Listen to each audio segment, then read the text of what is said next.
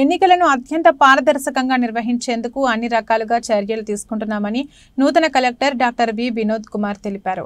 ఇవాళ కొత్తగా ఛార్జ్ తీసుకున్న నేపథ్యంలో ఆయనకు పలువురు శుభాకాంక్షలు తెలియజేశారు. ఈ సందర్భంగా ఎన్నికల ప్రక్రియ సంపూర్ణంగా ప్రశాంతంగా జరిగేలా చర్యలు తీసుకుంటున్నామన్నారు.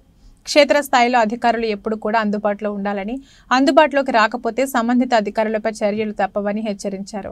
ఎన్నికలకు సంబంధించి ఏ చిన్న సమస్య ఉన్నా తమ దృష్టికి తీసుకుని రావాలని కలెక్టర్ సూచించారు. మరోవైపు ఫామ్ 6 సంబంధించి అత్యంత జాగ్రత్తగా వ్యవహరిస్తున్నామని చెప్పారు. దీనిపై ఎవరికైనా అభ్యంతరాలు ఉంటే ఫిర్యాదు చేయవచ్చని, ఖచ్చితంగా వాటిని పరిశీలిస్తామన్నారు. విషయాల్ని చూస్తున్నటువంటి అధికారులతో నోడల్ ఆఫీసర్స్తో సమావేశం చేయడం జరిగింది. వాళ్ళు ఏమేమి వర్టికల్ చూస్తున్నారు, అందులో వాళ్ళ బాధ్యతలు ఏమిటి, ప్రస్తుతానికి ఏం పని జరుగుతుంది, రాబోయే రోజుల్లో మనం వెంటనే తీసుకోవాల్సిన చర్యలు ఏమిటి, అలాగే మొత్తం జిల్లాలో జరుగుతున్న ఎన్నికల ప్రక్రియలో కేంద్రంగా ఉన్నటువంటి కలెక్టరేట్లో ఉన్న వివిధ స్టాఫ్లు వాళ్ళు ఏమేమి బాధ్యతలు చేసుకోవచ్చు. ఇప్పుడు ఎలక్ట్రల్ voting machine, EVM,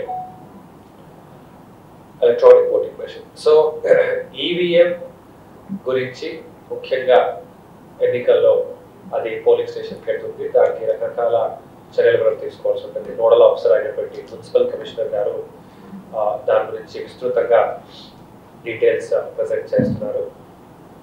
అలాగే దాని తర్వాత డిస్ట్రిక్ట్ కోడౌన్ని కూడా విజిట్ చేయాల్సిన ప్రణాళిక ఉంది. ముఖ్యంగా మీ అందరికీ కూడా ఎన్నికల ప్రక్రియలో అందులో ముఖ్యంగా స్వీప్ యాక్టివిటీ ఇప్పుడు జరుగుతూ ఉంది. అంటే ఓటర్స్లో అవగాహన పెంచడం, అలాగే టార్గెటెడ్ ఓటర్స్, వికలాంగులు ఉండొచ్చు, వృద్ధులు ఉండొచ్చు, మహిళలు ఉండొచ్చు, వీళ్ళకి రకరకాల కార్యక్రమం డిస్ట్రిక్ట్ ఎలక్షన్ ఆఫీస్ నుంచి చేపట్టాము. మీ అందరికీ కూడా దయచేసి దాన్ని కంప్లీట్గా కవర్ చేయమని కోరుతూ జిల్లాలో ఎన్నికల గురించి అవగాహన పెంచమని మీ అందరికీ కోరుతున్నాను. ఫామ్ 6 8 అయితే జరుగుతుంది.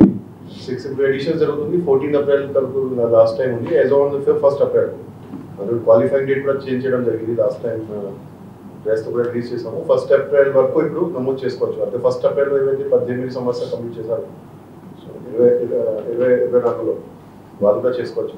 ఇప్పుడు ఫార్మేట్ సంబంధించి ఏంటంటే ట్రాన్స్పోజిషన్ అంటే అడ్రస్ చేంజ్ మాత్రమే చేసుకోవచ్చు.